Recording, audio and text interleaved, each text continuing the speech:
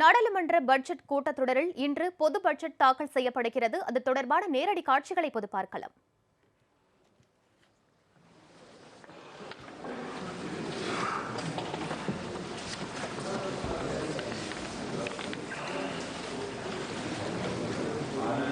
Honorable Speaker, sir, I present the budget for the year 2022-23. At the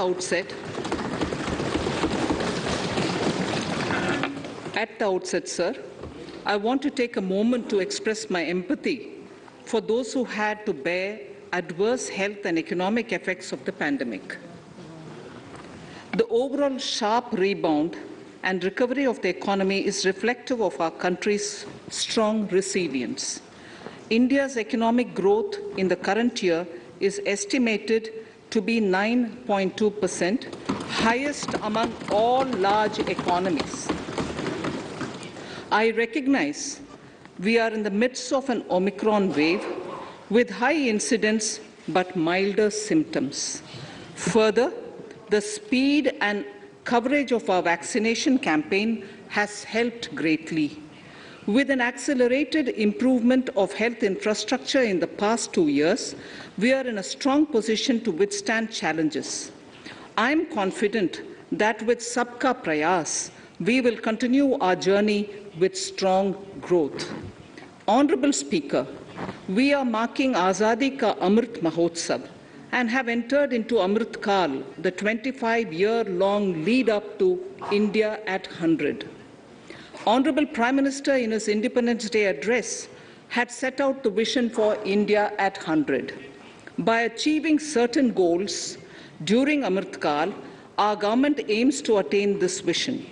They are complementing the macroeconomic level growth focus with a microeconomic level all-inclusive welfare focus, promoting digital economy and fintech, technology-enabled development, energy transition, and climate action, and relying on virtuous cycle starting from private investment with public capital investment, helping to crowd in private investment. Since 2014, our government's focus has been on empowerment of citizens, especially the poor and the marginalized. Measures have included programs that have provided housing, electricity, cooking gas, and access to water. We also have programs for ensuring financial inclusion and direct benefit transfers. We are committed to strengthening the abilities of the poor to tap all opportunities. Our government constantly strives to provide the necessary ecosystem for the middle classes, a vast and wide section which is populated across various middle-income brackets, to make use of the opportunities they so desire. This budget seeks to lay the foundation and give a blueprint to steer the economy over Amrit Kal of the next 25 years, from India at 75 to India at 100. It continues to build on the vision drawn in the budget of 21-22. Its fundamental tenets, which included transparency of financial statement and fiscal position, reflect the government's intent, strengths, and challenges. This continues to guide us. The initiatives of the last year's budget have seen significant progress and have been provided with adequate allocations in this budget as well. The strengthening of health infrastructure, speedy implementation of the vaccination program, and the nationwide resilient response to the current wave of the pandemic are evident for all. The productivity-linked incentive in 14 sectors for achieving the vision of Atmanirbhar Bharat has received excellent response, with potential to create 60 lakh new jobs and an additional production of 30 lakh crore during next 5 years. Towards implementation of the new public sector enterprise policy, the strategic transfer of ownership of Air India has been completed. The strategic partner The strategic partner for Neelanchal Ispat Nigam Limited has been selected. The public issue of the LIC is expected shortly. Others too are in the process for 2022-23. Please The no, National Bank आपको for पर्याप्त मौका पर्याप्त अवसर मिलेगा, बेटे बेटे टिप्पणी मत कीजिए। the National Bank for Infrastructure Development and National Asset Reconstruction Company have commenced their activities. Honorable Speaker, sir, Budget 2021-22 had provided a sharp increase in provision for public investment or capital expenditure. Throughout the year, with the Honorable Prime Minister guiding the implementation, our economic recovery is continuing to benefit from the multiplier effect.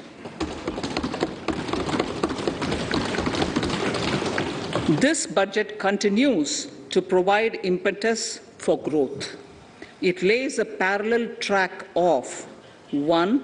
A blueprint for the Amrit Kal, which is futuristic and inclusive. This will directly benefit our youth, women, farmers, the scheduled castes, and the scheduled tribes. And number 2, big private-public investment. Number 2, big public investment for modern infrastructure, readying for India at 100. This shall be guided by PM Gati Shakti and be benefited by the synergy of multimodal approach.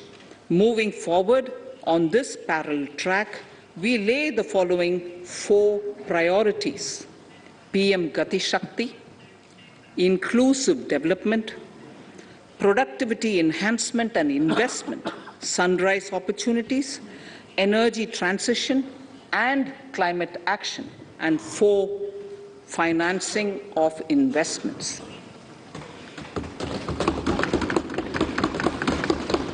PM Gati Shakti. PM Gati Shakti is a transformative approach for economic growth and sustainable development.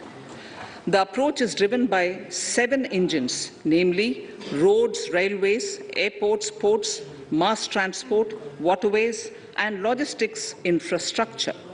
All 7 engines will pull forward the economy in unison.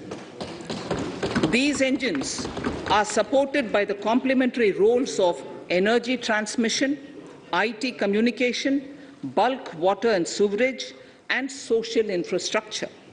Finally, the approach is powered by clean energy and Sabka Prayas.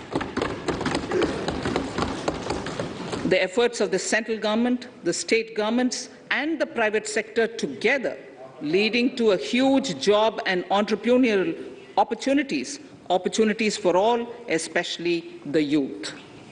PM Gati Shakti Master Plan, National Master Plan. The scope of PM Gati Shakti National Master Plan will encompass the 7 engines for economic transformation, seamless multimodal connectivity, and logistics efficiency. It will also include the infrastructure development by the state governments as per Gati Shakti Master Plan. The focus will be on planning, financing, including through innovative ways, use of technology, and speedier implementation. The projects pertaining to these 7 engines in the national infrastructure pipeline will be aligned with PM Gati Shakti framework. The touchstone of the master plan will be world-class modern infrastructure and logistics synergy among different modes of movement, both of people and goods, and location of projects. This will help raise the productivity and accelerate economic growth and development. Road transport. PM Gati Shakti Master Plan for expressways will be formulated in 22-23 to facilitate faster movement of people and goods. The National Highways network will be expanded by 25,000 kilometers in 2022-23. 20,000 crores of rupees will be mobilized through innovative ways of financing to complement the public resources. The data exchange among all mode operators will be brought on unified logistics interface platform, designed for application programming interface. This will provide for efficient movement of goods through different modes, reducing logistics cost and time, assisting just-in-time inventory management, and in eliminating tedious documentation. Most importantly, this will provide real-time information to all stakeholders and improve international competitiveness. Open source mobility stack for organizing seamless travel of passengers will also be facilitated.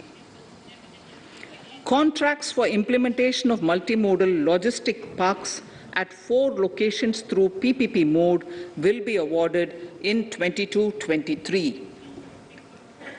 Railways will develop new products and efficient logistics services for small farmers and small and medium enterprises, besides taking the lead in integration of postal and railways network to provide seamless solutions for movement of parcels.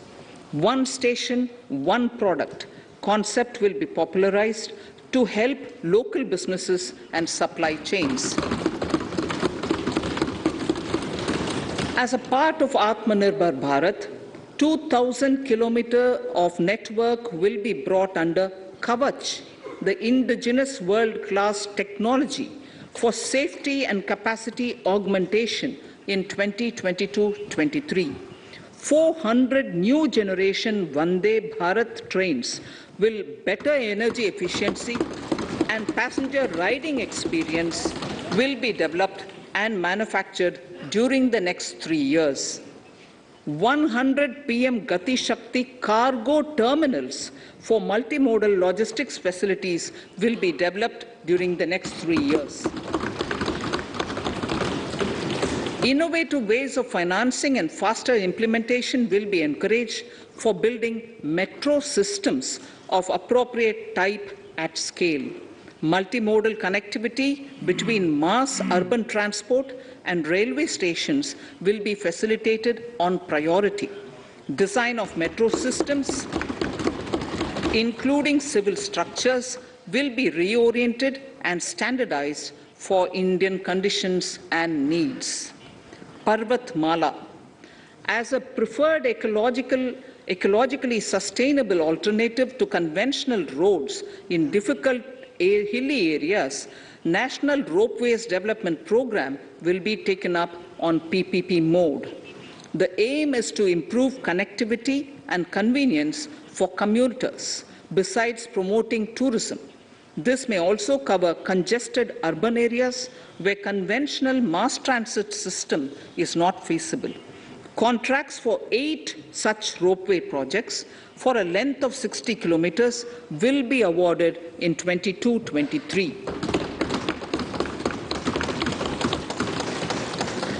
With technical support from the Capacity Building Commission, central ministries, state governments, and their infra agencies will have their skills upgraded. This will ramp up capacity in planning, design, financing, including innovative ways, and implementation management of the PM Gati Shakti infrastructure projects.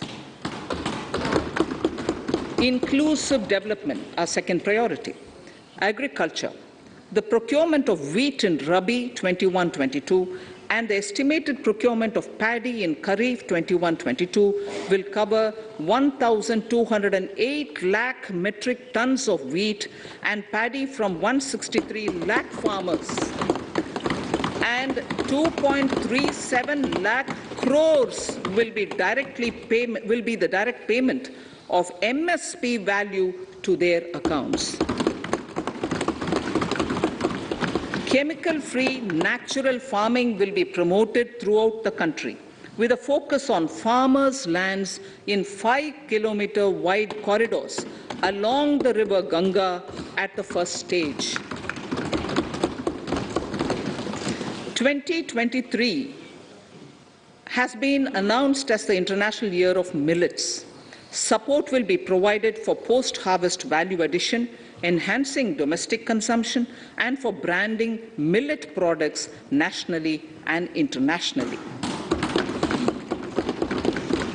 To reduce our dependence on import of oil seeds, a rationalized and comprehensive scheme to increase domestic production of oilseeds will be implemented. For delivery of digital and high-tech services to farmers, with involvement of public sector research and extension institutions, along with private agri-tech players and stakeholders of agri-value chains, a scheme in PPP mode will be launched.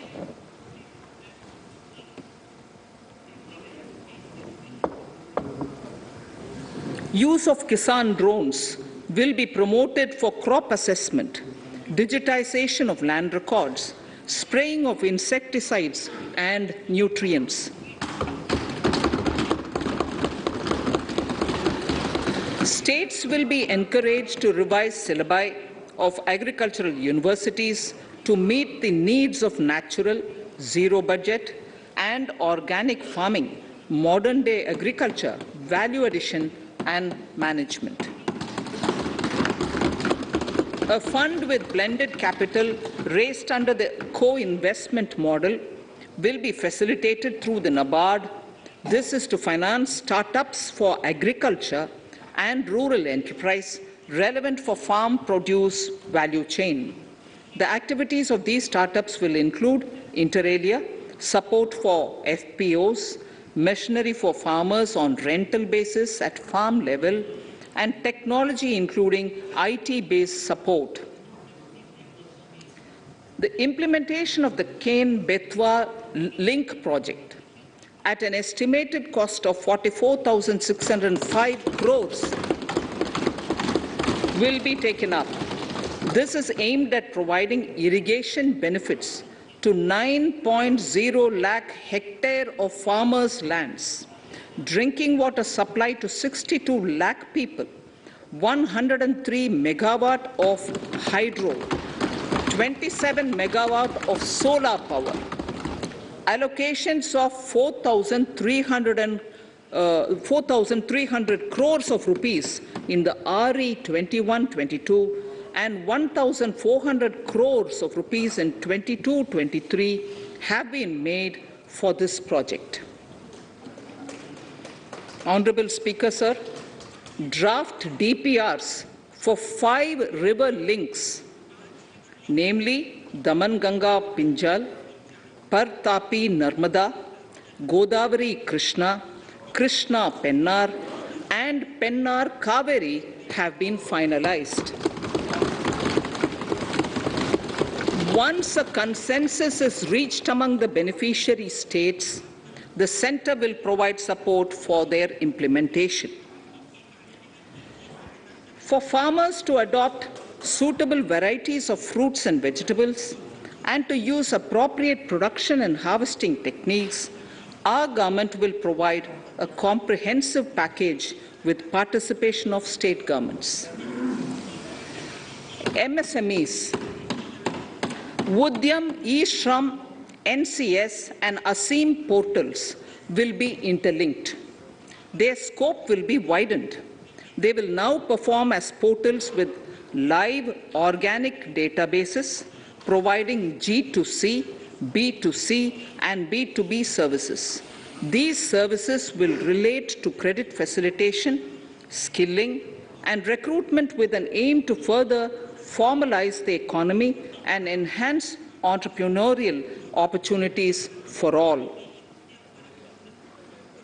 Emergency Credit Line Guarantee Scheme has provided the much-needed additional credit to more than 130 lakh MSMEs.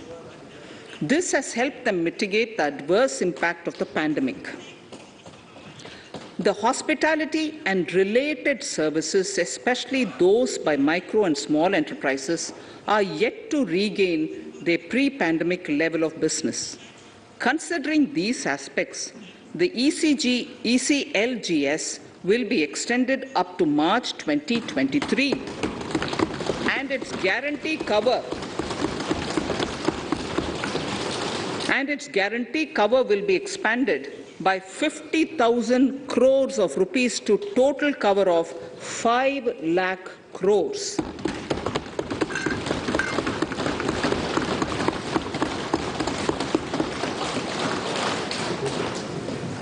with the additional amount being earmarked exclusively for the hospitality and related sectors.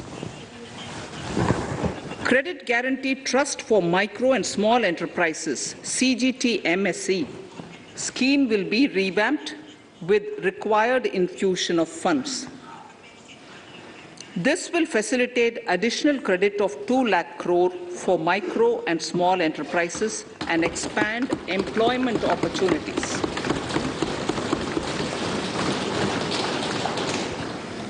Raising and accelerating MSME performance, RAMP, program will outlay of 6,000 crore over 5 years will be rolled out.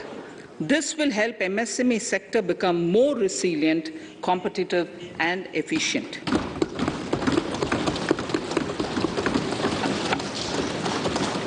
Skilling programs and partnership with the industry will be reoriented to promote continuous skilling avenues, sustainability, and employability. The National Skill Qualification Framework will be aligned with dynamic industry needs. Digital ecosystem for skilling and livelihood, the Desh Stack e-portal, will be launched. This aims to empower citizens to skill, reskill, or upskill through online training.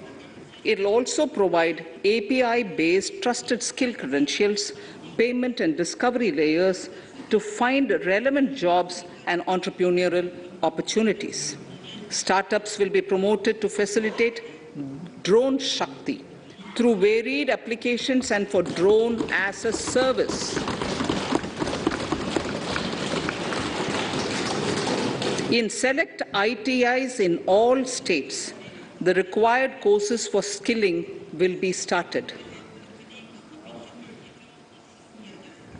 Due to the pandemic-induced closure of schools, our children, particularly in the rural areas and those from scheduled castes and scheduled tribes and other weaker sections, have lost almost 2 years of formal education. Mostly, these are children in government schools. We recognize the need to impart supplementary teaching and to build a resilient mechanism for education delivery. For this purpose, One Class, One TV channel program of PM E-Vidya will be expanded from 12 to 200 TV channels. This will enable all states to provide supplementary education in regional languages for classes 1 to 12.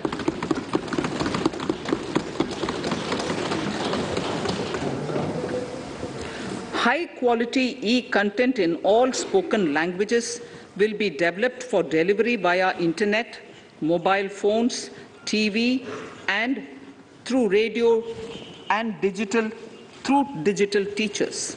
A competitive mechanism for development of quality e-content by the teachers will be set up to empower and equip them with digital tools of teaching and facilitate better learning outcomes. A digital university will be established to provide access to students across the country for world-class quality universal education with personalized learning experience at their doorsteps. This will be made available in different Indian languages and ICT formats. The university will be built on a networked hub and spoke model, with the hub building cutting-edge ICT expertise. The best public universities and institutions in the country will collaborate as a network of hub and spoke. An open platform for the national digital health ecosystem will be rolled out. It will consist of digital registries of health providers and health facilities, unique health identity, consent framework, and universal access to health facilities. The pandemic has accentuated mental health problems in people of all ages. To better the access to quality mental health counseling and care services, a national tele-mental health program will be launched. This will include a network of 23 tele-mental health centers of excellence, with NIMHANS being the nodal center and International Institute of Information Technology, Bangalore, IIIT Bangalore, providing technology support. Recognizing the importance of Nari Shakti as the harbinger of our bright future and for women-led development, during the Amrit Kal, our government has comprehensively revamped the schemes of the Ministry of Women and Child Development. Accordingly, 3 schemes, namely Mission Shakti, Mission Vatsalya, Saksham Anganwadi and Poshan 2.0 were launched recently to provide integrated benefits to women and children. Saksham Anganwadis are a new generation Anganwadis that have better infrastructure and audio-visual aids, powered by clean energy and providing improved environment for early childhood development. 2 lakh Anganwadis will be upgraded under this scheme. Current coverage of Har Ghar Nal Se Jal is 8.7 crores. Of this, 5.5 crore households were provided tap water in last 2 years itself. Allocation of 60,000 crores of rupees has been made with an aim to cover 3.8 crore households in 2022 and 23. In 22-23, 80 lakh houses will be completed for the identified eligible beneficiaries of the PM Awas Yojana, both rural and urban. 48,000 crores is allotted for this purpose. The central government will work with the state governments for reduction of time required for all land and construction-related approvals, for promoting affordable housing for middle class and for the economically weaker sections in urban areas. We shall also work with the financial sector regulators to expand access to capital along with reduction in cost of intermediaries. A new scheme, Prime Minister's Development Initiative for the Northeast, will be implemented through the Northeastern Council. It will fund infrastructure in the spirit of PM Gati Shakti and social development projects based on felt needs of the Northeast. This will enable livelihood activities for youth and women, filling the gaps in various sectors. It will not be a substitute for existing central or state schemes. While the central ministries may also post their candidate projects, priority will be given to those posted by the states. An initial allocation of 1,500 crores of rupees will be made, and the initial list of projects is given in Annexure 1 of my speech. Our vision to improve the quality of life of citizens in the most backward districts of the country through Aspirational Districts program has been translated into reality in a very short span of time.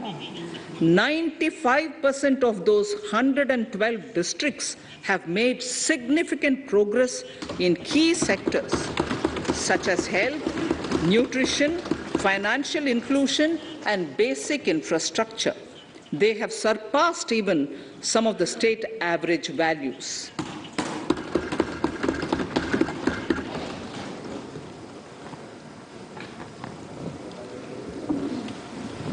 However, in those districts, some blocks continue to lag. In 22-23, the program will focus on such blocks in those districts.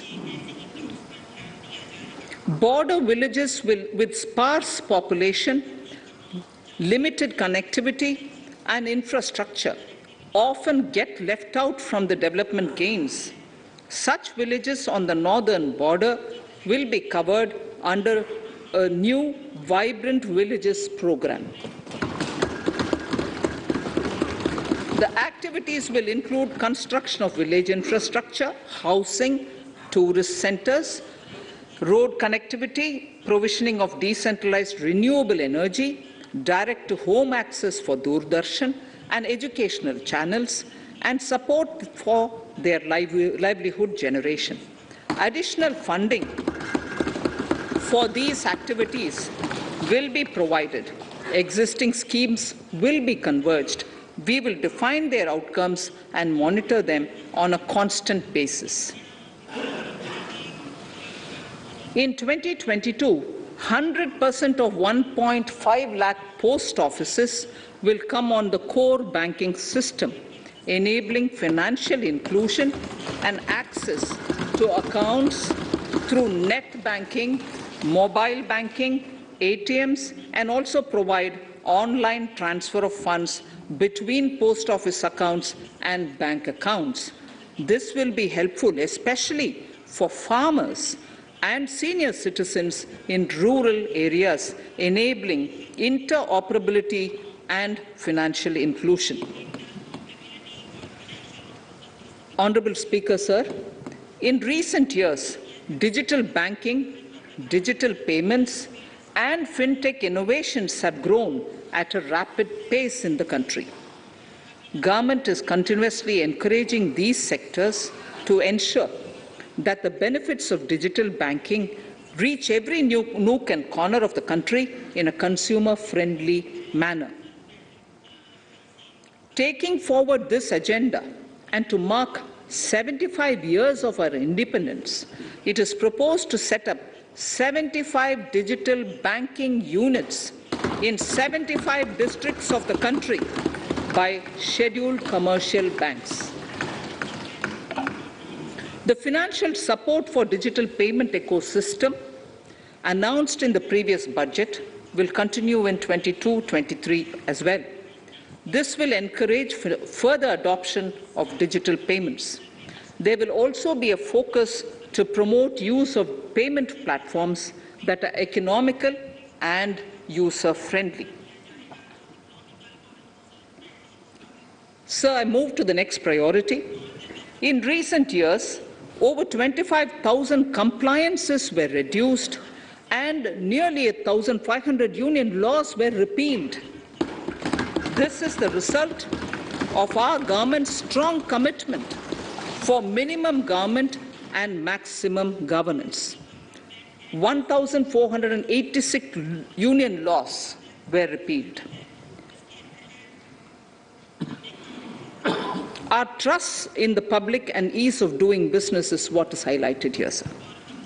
For the Amrit Kal, the next phase of ease of doing business 2.0 and ease of living will be launched. In our endeavor to improve productive efficiency of capital and human resources, we will follow the idea of trust-based governance. The new phase will be guided by an active involvement of the states, digitization of manual processes and interventions, integration of the central and state level systems through IT bridges, a single point access for all citizen-centric services, and standardization and removal of overlapping compliances. Crowdsourcing of suggestions and ground-level assessment of the impact with active involvement of citizens and businesses will be encouraged.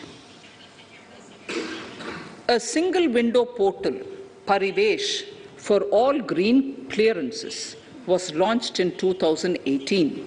It has been instrumental in reducing the time required for approvals significantly. The scope of this portal will be expanded to provide information to the applicants based on location of units. Information about specific approvals will be provided. It will enable application for all 4 approvals through a single form and tracking of the process through Centralized Processing Center Green, CPC Green. E-passports. The issuance of e-passports using embedded chip and futuristic technology will be rolled out in 22-23 to enhance the convenience for the citizens in their overseas travel. By the time of India at 100, nearly half our population is likely to be living in urban areas. To prepare for this, orderly urban development is of critical importance. This will help realize the country's economic potential, including livelihood opportunities for the demographic dividend. For this, on the one hand, we need to nurture the megacities and their hinterlands to become current centers of economic growth. On the other, we need to facilitate Tier 2 and Tier 3 cities to take on the mantle in the future. This would require us to reimagine our cities into centers of sustainable living with opportunities for all, including women and our youth. For this to happen, urban planning cannot continue with a business-as-usual approach. We plan to steer a paradigm change. A high-level committee of reputed urban planners, urban economists, and institutions will be formed to make recommendations on urban sector policies, capacity building, planning, implementation, and governance. For urban capacity building, support will be provided to the states. Modernization of building bylaws, town planning schemes, transit-oriented development will be implemented. This will facilitate reforms for people to live and work closer to the mass transit systems. The central government's financial support for mass transit projects and Amrit scheme will be leveraged for formulation of action plans and their implementation for facilitating the TOD and TPS by the states. For developing India-specific knowledge in urban planning and design, and to deliver certified training in these areas, up to 5 existing academic institutions in different regions will be designated as centers of excellence. These centers will be provided endowment fund of 250 crore each. In addition, the AICTE will take the lead to improve syllabi, quality and access of urban planning courses in other institutions. We will promote a shift to use of public transport in urban areas. This will be complemented by clean tech and governance solutions, special mobility zones with zero fossil fuel policy and EV vehicles. Battery swapping policy. Considering the constraint of space in urban areas, for setting up charging stations at scale, a battery swapping policy will be brought out and interoperability standards will be formulated.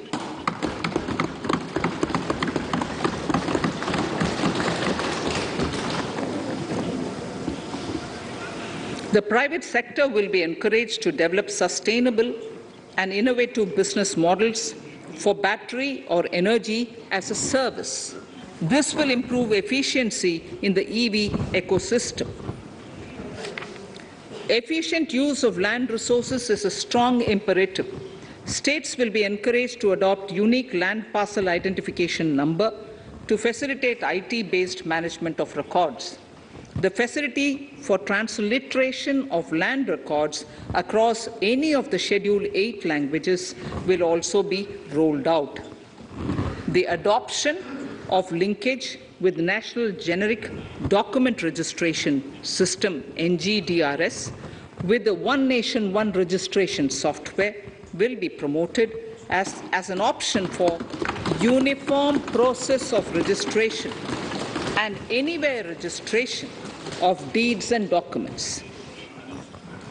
Necessary amendments in the code IBC will be carried out to enhance the efficiency of the resolution process and facilitate cross-border insolvency resolution. Accelerated corporate exit. Several IT-based systems have been established for accelerated registration of new companies. Now the Center for Processing Accelerated Corporate Exit, CPACE, will process re-engineering, will be established to facilitate and speed up the voluntary winding up of these companies from the currently required 2 years to less than 6 months. Government procurement. Government rules have recently been modernized for the needs of Amritkal. The new rules have benefited from the inputs from various stakeholders. The modernized rules allow use of transparent quality criteria besides cost and evaluation of complex tenders. Provisions have been made for payment of 75% of running bills mandatorily within 10 days and for encouraging settlements of disputes through conciliation. As a further step to enhance transparency and to reduce delays in payments, a completely paperless, end-to-end online e-bill system will be launched for use by all central ministries for their procurements. The system will enable the suppliers and contractors to submit online their digitally signed bills and claims and track their status from anywhere. To reduce indirect cost for suppliers and work contractors, the use of surety bonds as a substitute for bank guarantee will be made acceptable in government procurements. Business such as gold imports may also find this useful. IRDAI, insurance regulator, has given the framework for issue of surety bonds by insurance companies. AVGC Promotion Task Force. The animation, visual effects, gaming, and comic, the AVGC sector, offers immense potential to employ youth. An AVGC Promotion Task Force with all stakeholders will be set up to recommend ways to realize this and build domestic capacity for serving our markets and the global demand. Telecom sector. Telecommunications in general and 5G technology in particular can enable growth and offer job opportunities. Required spectrum auctions will be conducted in 2022 to facilitate rollout of 5G mobile services within 2022-23 by private telecom providers. A scheme for design-led manufacturing will be launched to build a strong ecosystem for 5G as part of the production-linked incentive scheme. To enable affordable broadband and mobile service proliferation in rural and remote areas, 5% of annual collections under the Universal Service Obligation Fund will be allocated. This will provide and this will promote R&D and commercialization of technologies and solutions. Our vision is that all villages and their residents should have the same access to e-services, communication facilities, and digital resources as urban areas and their residents. The contracts for laying optical fiber in all villages, including remote areas, will be awarded under the BharatNet project through PPP in 22 and 23. Completion is expected in 2025. Measures will be taken to enable better and more efficient use of the optical fiber. Export promotion.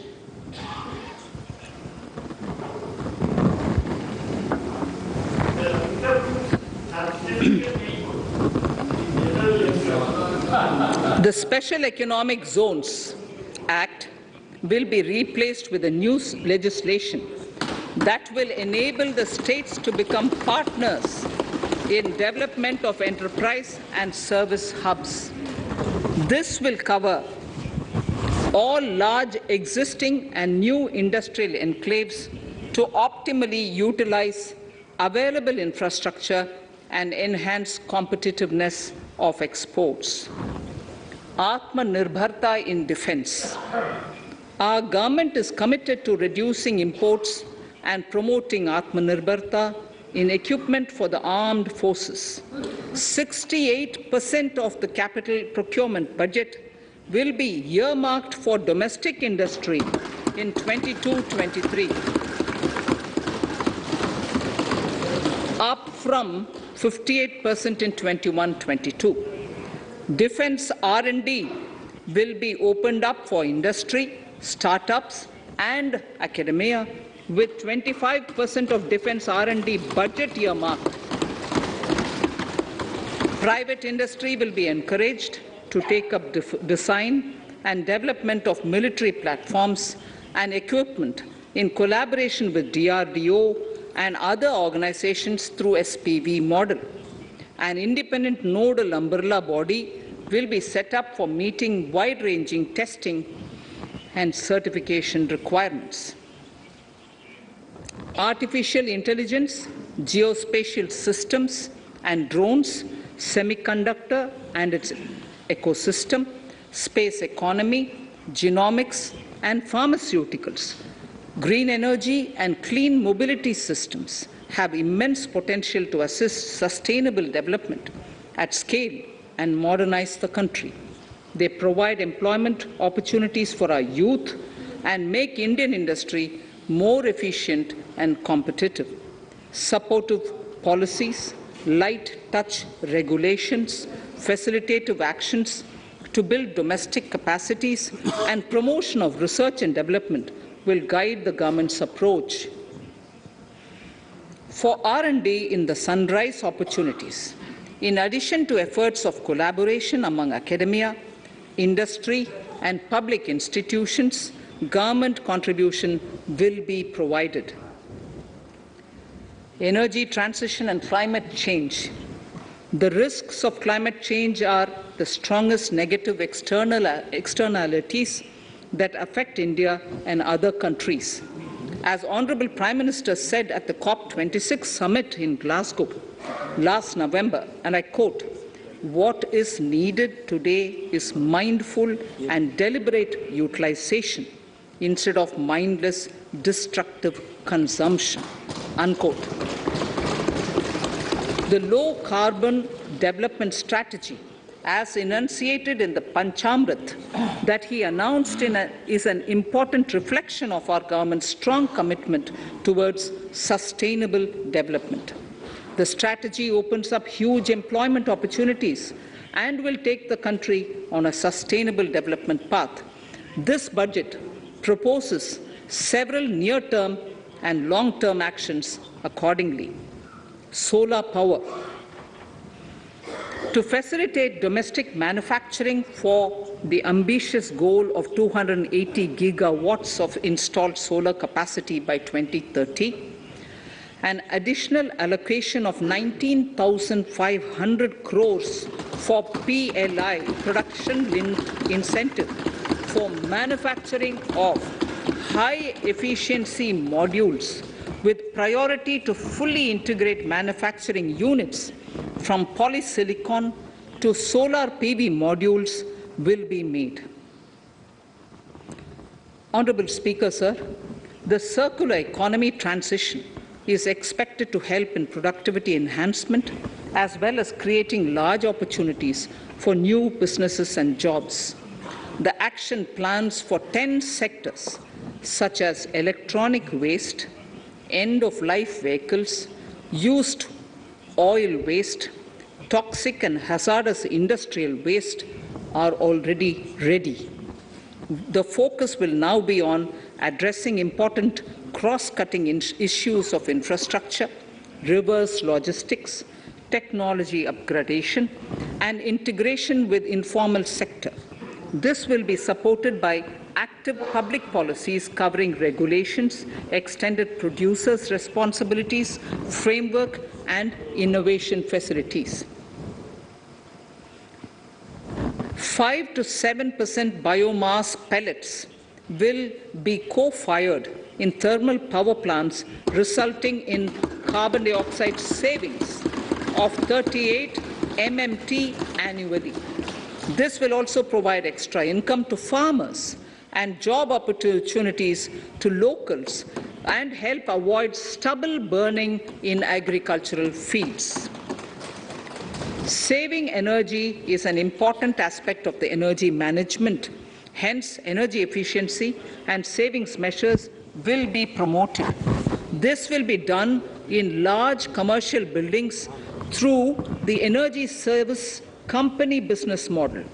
It will facilitate capacity building and awareness for energy audits, performance contracts, and common measurement of and verification protocol. 4 pilot projects for coal gasification and conversion of coal into chemicals required for the industry will be set up to evolve technical and financial viability. The policies and required legislative changes to promote agroforestry and private forestry will be brought in. In addition, financial support will be provided to farmers belonging to scheduled castes and scheduled tribes who want to take up agroforestry. Honourable Speaker, I now move to the 4th priority, financing of investments. Capital investment holds the key to speedy and sustainable economic revival and consolidation through its multiplier effect. Capital investment also helps in creating employment opportunities, induced enhanced demand for manufactured input from large industries and MSMEs, services from professionals, and help farmers through better agri-infrastructure. The economy has shown strong resilience to come out of the effects of the pandemic with high growth. However, we need to sustain that level to make up for the setback of 2020-2021. As outlined in para 5 earlier, the virtuous cycle of investment requires public investment to crowd in private investment. At this stage, private investments seem to require that support to rise to their potential and to the needs of the economy.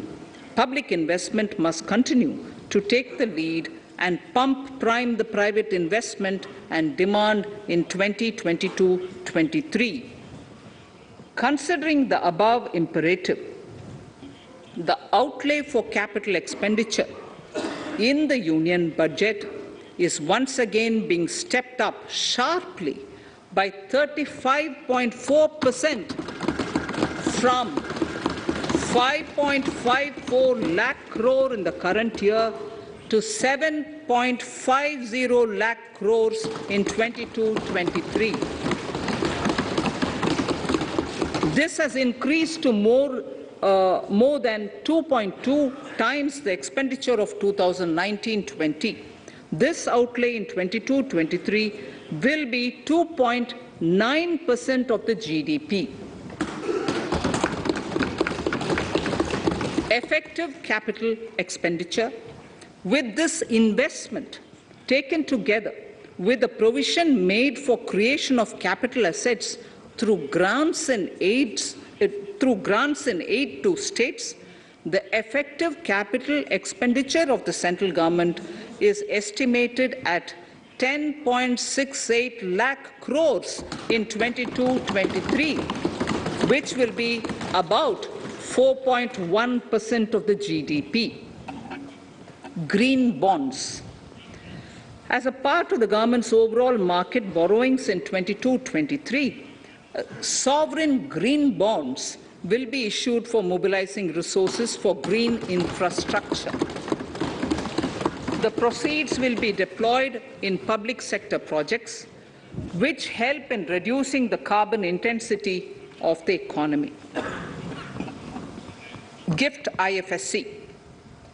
World-class foreign universities and institutions will be allowed in the gift city to offer courses in the financial management, fintech, science, technology, engineering, and mathematics free from domestic regulations, except those by the IFSCA, to facilitate availability of high-end human resources for financial services and technology.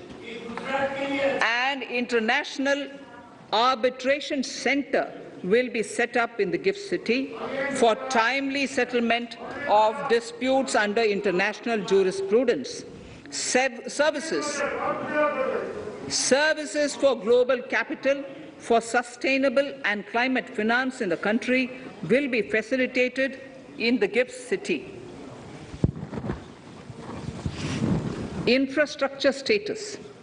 Data centers and energy storage systems, including dense charging infrastructure and grid-scale battery systems, will be included in the harmonized list of infrastructure. This will facilitate credit availability for digital infrastructure and clean energy storage. Venture capital and private equity invested more than 5.5 lakh crores last year, facilitating one of the largest startup growth system.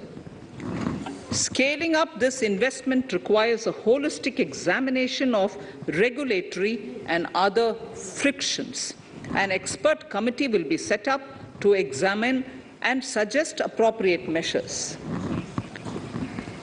Government-backed funds, NIIF and SIDBI, Fund of Funds, have provided scale capital, creating a multiplier effect. For encouraging important sunrise sectors such as climate action, deep tech, digital economy, pharma, and agri-tech, the government will promote these thematic funds for blended finance, with the government share being limited to 20% and the funds being managed by private fund managers. For financing the infrastructure needs, the stepping up of public investment will need to be complemented by private capital at a significant scale.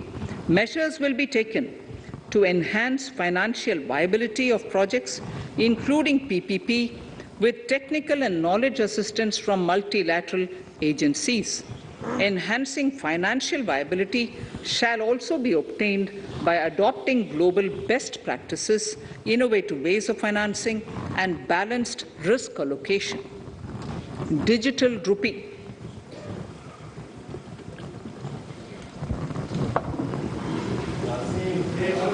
Introduction of a central bank digital currency will give a big boost to digital economy. Digital currency will also lead to a more efficient and cheaper currency management system. It is therefore proposed to introduce digital rupee using blockchain and other technologies to be issued by the Reserve Bank of India starting 2022 and 23. Financial assistance to states for capital investment. Reflecting the true spirit of cooperative federalism, the central government is committed to bolstering the hands of the states in enhancing their capital investment towards creating productive assets and generating remunerative employment. The scheme for financial assistance to states for capital investment has been extremely well received by the states. In deference to the requests received during my meeting with the chief ministers and state finance ministers, the outlay for this scheme is being enhanced from 10,000 crores in the budget estimates to 15,000 crores in the revised estimates for the current year.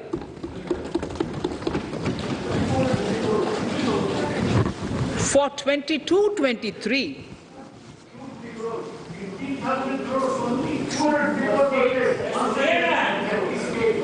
I'll repeat that sentence for the benefit of many of our honourable members. In deference to the requests received during my meeting with chief ministers and state finance ministers, the outlay for this scheme is being enhanced from 10,000 crores in the BE to 15,000 crores, 15,000 crores in the RE of the current year. For 22-23, the allocation is 1 lakh crores to assist the states in catalyzing the overall investments in the economy. These 50-year interest-free loans are over and above the normal borrowings allowed to the states,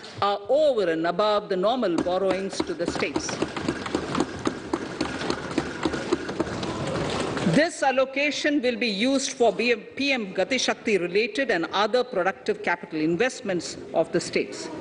It will also include components for supplemental funding for priority segments of PM Gram Sadak Yojana, including support for the state share, digitization of the economy, including digital payments and completion of OFC network, and reforms related to building bylaws, town planning schemes, transit-oriented development, and transferable development rights.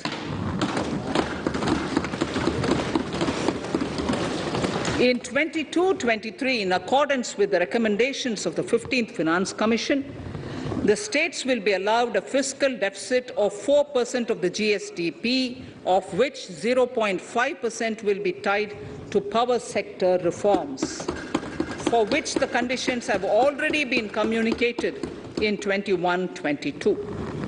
Fiscal management. As against a total expenditure of 34.83 lakh crores of rupees projected in the BE 21-22, the revised estimate is 37.70 lakh crores. The revised estimate of capital expenditure is 6.3 lakh crores of rupees. This includes an amount of 51,971 crores towards settlement of outstanding guaranteed liabilities of Air India and its other sundry commitments. Coming to the budget estimates, Honourable Speaker, sir, the total expenditure in 22-23 is estimated at 39.45 lakh crores, while the total receipts other than borrowings are estimated at 22.84 lakh crores of rupees.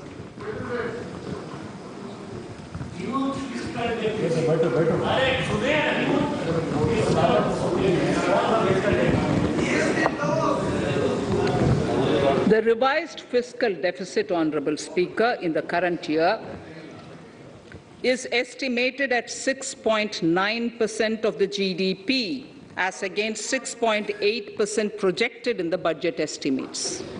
The fiscal deficit is in 22-23 is estimated at 6.4% of the GDP, which is consistent with the broad path of the fiscal consolidation announced by me last year to reach a fiscal deficit level below 4.5% by 25-26.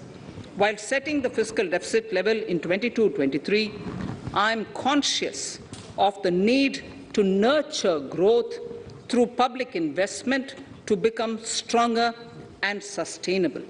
I will now move to Part B of my speech.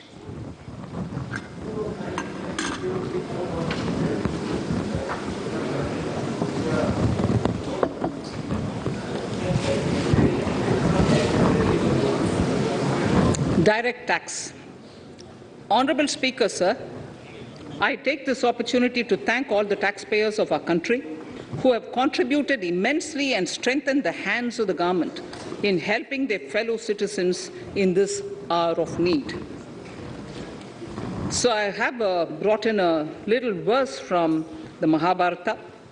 I wouldn't spend more time reading because I would like the speech to get enough time. However, the substance of it is the king must make arrangements for yoga kshema, which is the welfare of the populace, by way of abandoning any laxity and by governing the state in line with dharma, along with collecting taxes which are in consonance with dharma.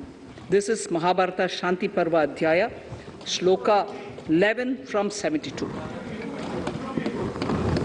Drawing wisdom from our ancient texts, we continue on the path to progress. The proposals in this budget, while continuing with our declared policy of stable and predictable tax regime, intend to bring more reforms that will take ahead our vision to establish a trustworthy tax regime. This will further simplify the tax system, promote voluntary compliance by taxpayers, and reduce litigation. Introducing new updated return. India is growing at an accelerated pace, and people are undertaking multiple financial transactions. The Income Tax Department has established a robust framework of reporting of taxpayers' transactions. In this context, some taxpayers may realize that they have committed omissions or mistakes in correctly estimating their income for tax payment. To provide an opportunity to correct such errors, I am proposing a new provision permitting taxpayers to file an updated return on payment of additional tax. This updated return can be filed within 2 years from the end of the relevant assessment year.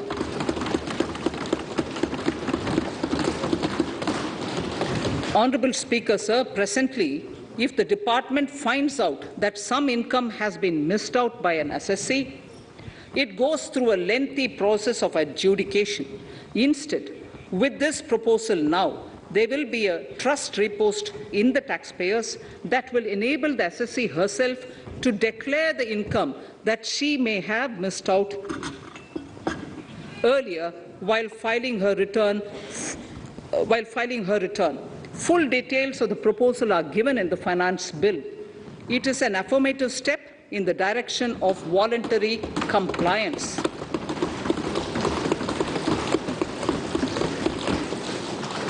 Reduced alternative minimum tax rate and surcharge for cooperatives. Currently, cooperative societies are required to pay alternate minimum tax at the rate of 18 and 1.5%.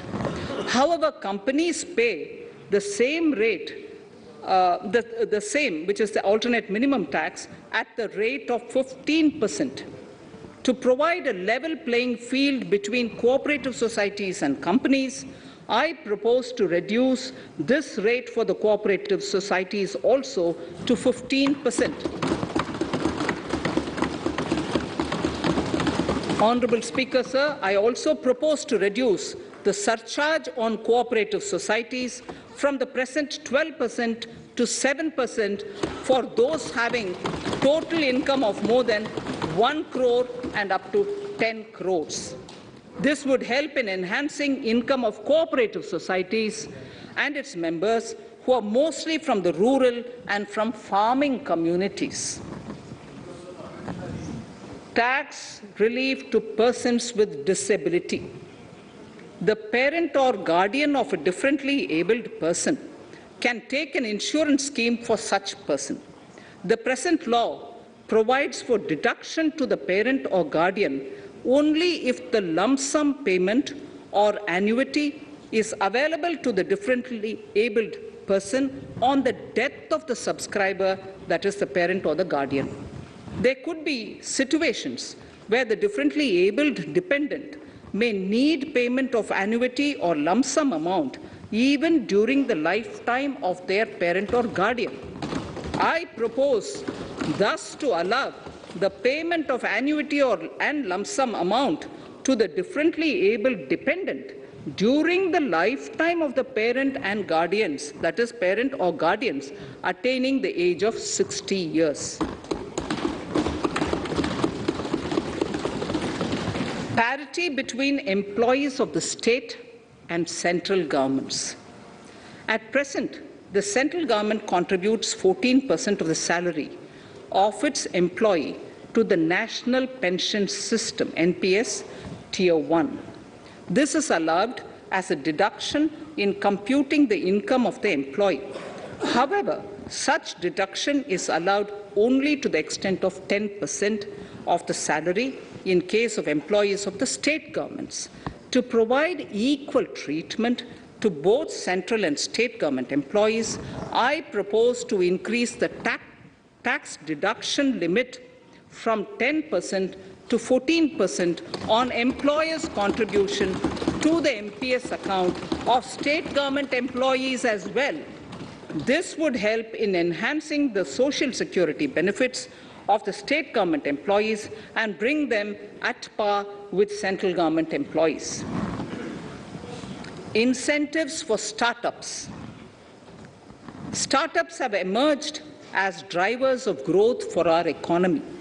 Over the past few years, the country has seen a manifold increase in successful startups.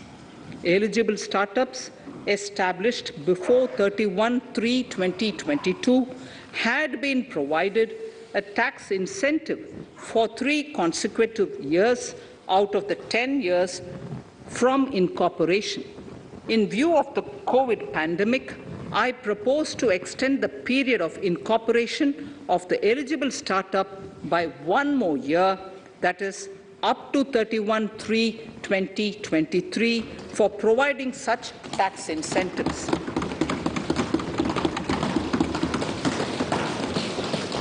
Incentives for newly incorporated manufacturing entities under concessional tax regime.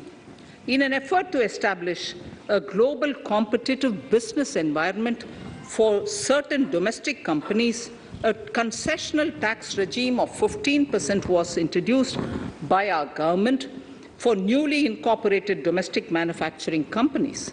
I propose to extend the last date for commencement of manufacturing or production under Section 115B(ab) by 1 more year, that is from 31st March 2023 to 31st March 2024.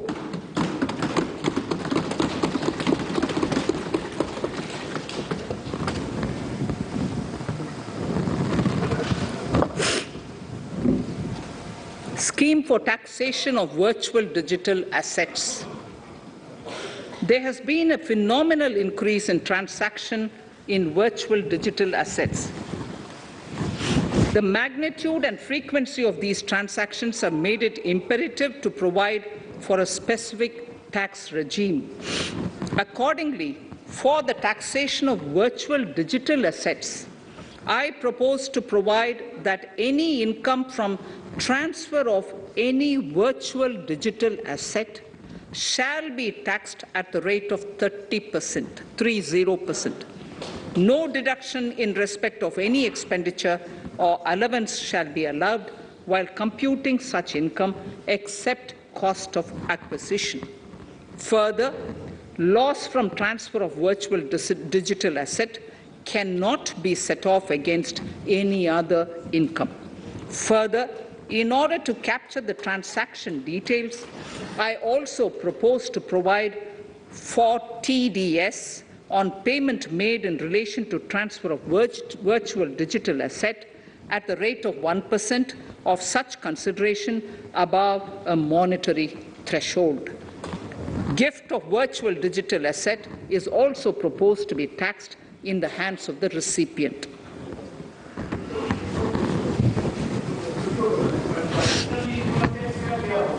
Litigation management to avoid repetitive appeals by the department.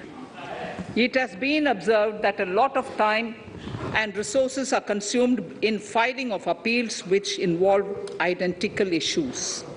Taking forward our policy of sound litigation management, I propose to provide that if a question of law in the case of an assessee is identical to a question of law which is pending in the appeal before a jurisdictional high court or Supreme Court, in any case, the filing of further appeal in the case of this assessee by the department shall be deferred till such a question of law is decided by the jurisdictional high court or the Supreme Court. This will greatly help in reducing the repeated litigation between taxpayer and the department.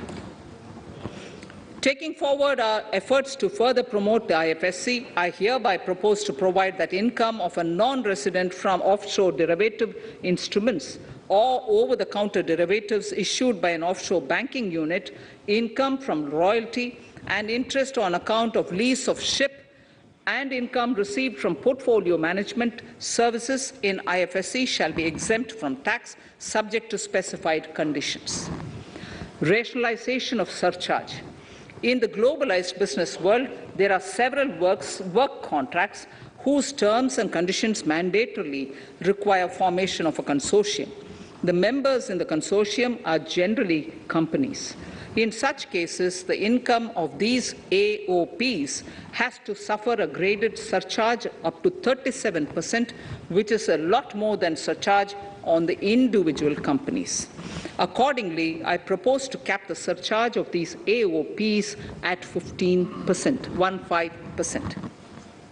Further, the long-term capital gains on listed equity shares, units, etc., are liable to maximum surcharge of 15%, while other long-term capital gains are subjected to a graded surcharge, which goes up to 37%.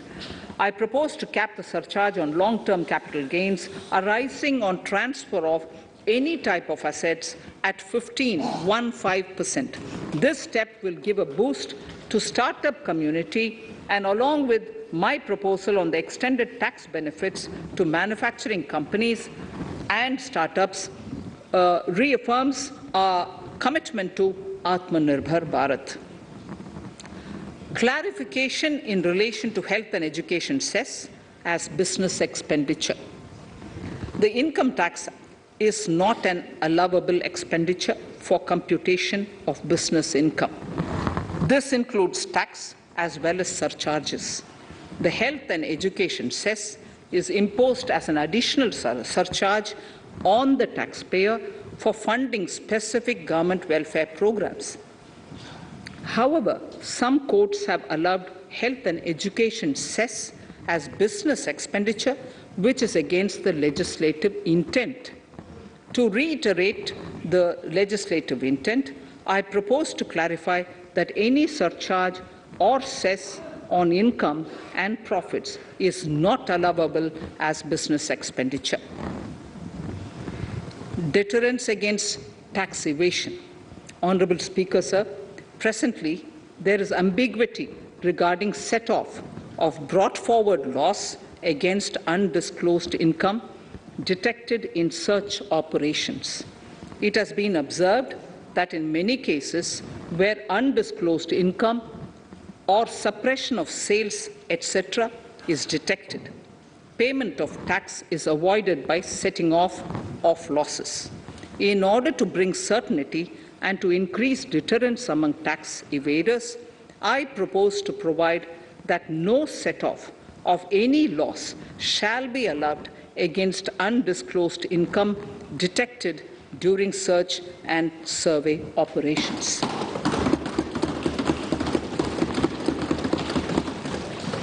It has been noticed that as a business promotion strategy, there is a tendency on businesses to pass on benefits to their agents. Such benefits are taxable in the hands of the agents.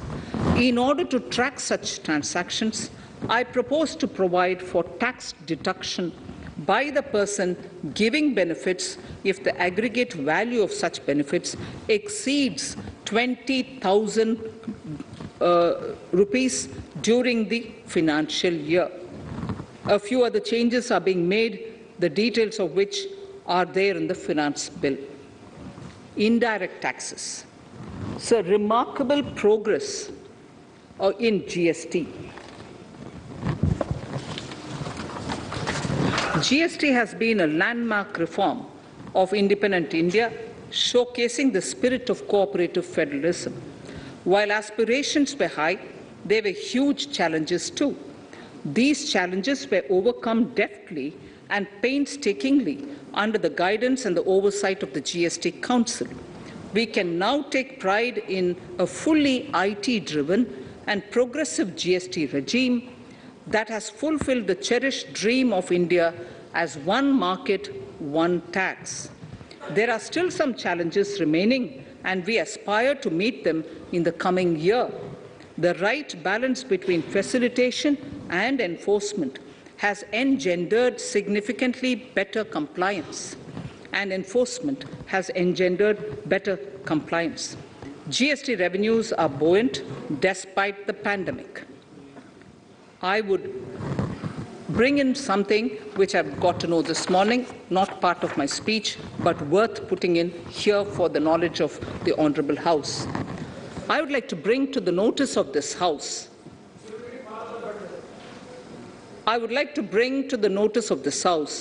that the gross GST collections for the month of January 22 are rupees 1,40,986 crores, which is the highest since the inception of GST. This has been possible due to rapid economic growth, recovery, post-COVID,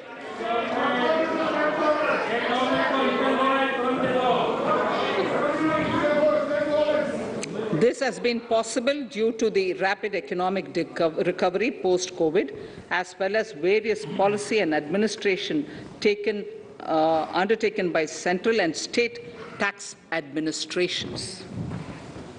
Taxpayers deserve applause for this growth. Not only did they adapt to the changes, but enthusiastically contributed to the cost of paying taxes. Special economic zones. In Part A of my speech, I have referred to the proposed reforms in SEZs.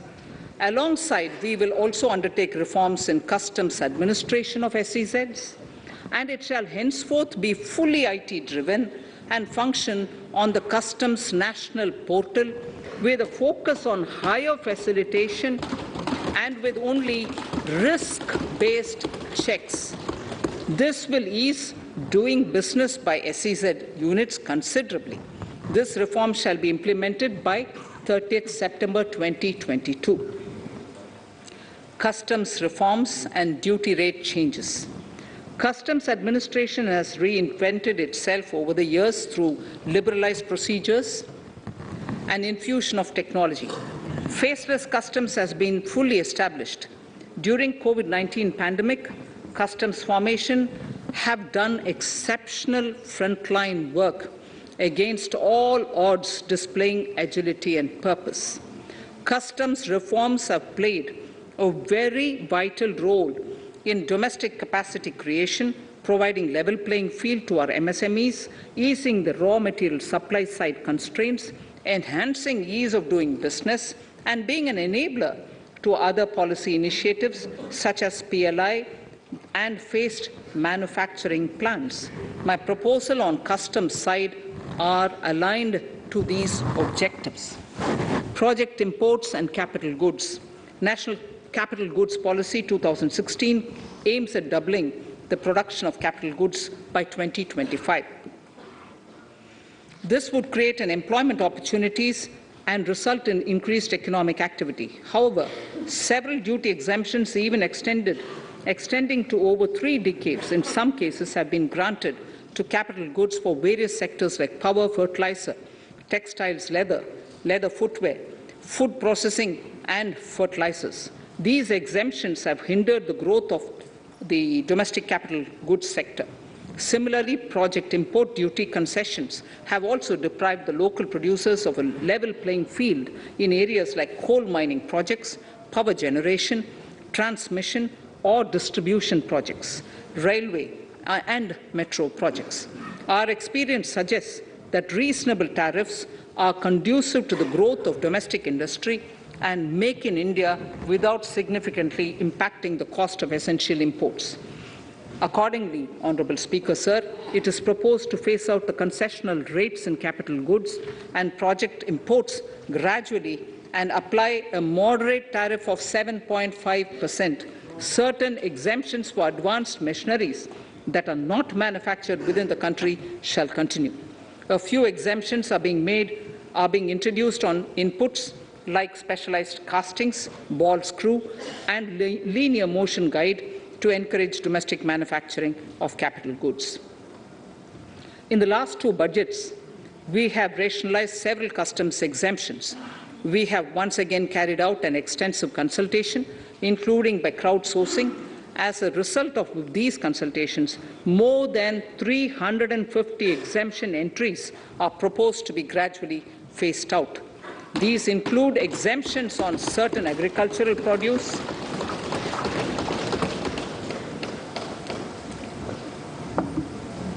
chemicals, fabrics, medical devices and drugs, and medicines for which sufficient domestic capacity exists. Further, as a simplification measure, several concessional rates are being incorporated in the customs tariff schedule itself instead of prescribing them through various notifications. This comprehensive review will simplify the customs rate and tariff structure, particularly for sectors like chemicals, textiles, and metals, and minimize disputes. Removal of exemption on items which are or can be manufactured in India, and providing concessional duties on raw material that go into manufacturing of intermediate products will go many a step forward in achieving our objective of Make in India and Atmanirbhar Bharat. I shall now take up specific sector-specific proposals. Electronics. Electronic manufacturing has been growing rapidly. Customs duty rates are being calibrated to provide a graded rate structure to facilitate domestic manufacturing of wearable devices, hearable devices, and electronic smart meters. Duty concessions are being given to parts of transformer of mobile phone chargers and camera lens of mobile camera module and certain other such items. This will enable domestic manufacturing of high-growth electronic items. Gems and jewelry. To give a boost to the gems and jewelry sector, customs duty on cut and polished diamonds and gemstones is being reduced to 5%. Simply sawn diamond would attract nil customs duty. To facilitate export of jewelry through e-commerce, a simplified regulatory framework shall be implemented by June this year. To disincentivize import of undervalued imitation jewelry, the customs duty on imitation jewelry is being prescribed in a manner that a duty of at least 400 rupees per kg is paid on its import. Chemicals. Customs duty on certain critical chemicals, namely methanol, acetic acid, and heavy feedstocks for petroleum refining, are being reduced, while duty is being raised on sodium cyanide, for which adequate capacity in the domestic arena exists. These changes will help in enhancing domestic value addition. MSMEs. Duty on umbrellas is being raised to 20%. Exemption to parts of umbrellas is being withdrawn. Exemption is also being rationalized on implements and tools for agricultural sector which are manufactured in India. Customs duty exemption given to steel scrap last year is being extended for another year to provide relief to MSME secondary steel producers. Certain anti-dumping and CVD on stainless steel and coated steel flat products, bars of alloy steel and high-speed steel are being revoked in larger public interest considering prevailing high prices of metals. To incentivize exports, exemptions are being provided on items such as embellishment, trimmings, fasteners, buttons, zipper, lining material, specified leather, furniture fittings, and packaging boxes that may be needed by bona fide exporters of handicrafts, textiles, leather garments, leather footwear, and other goods. Honourable Speaker, sir, duty is being reduced on certain inputs required for shrimp aquaculture so as to promote its exports. Tariff measure to encourage blending of fuel. Blending of fuel is a priority for this government. To encourage the efforts for blending of fuel, unblended fuel shall attract an additional differential excise duty of ₹2 per litre from first day of October 22. A few other changes are being made in duty rates, customs, tariff and customs law, the details of which are there in the finance bill. Mr. Speaker, sir, with these words, I commend the budget to this august House. Thank you. Item number 2, Srimati Nirmala Sitharaman ji.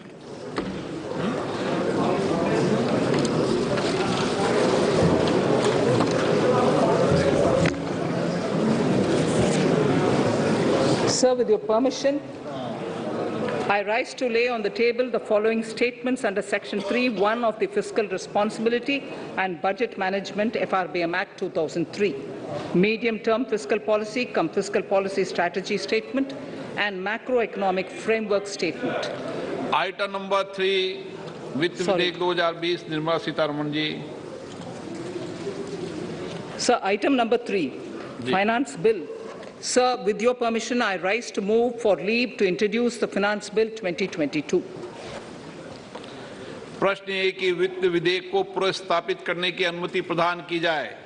जो सदस्य इसके पक्ष में हाँ कहें, जो सदस्य विरोध में ना कहें। मेरे विचार में निर्णय हाँ वालों के पक्ष में, हाँ वालों के पक्ष में। माननीय मंत्री जी, वित्त विधेयक को पुनर्स्थापित करें।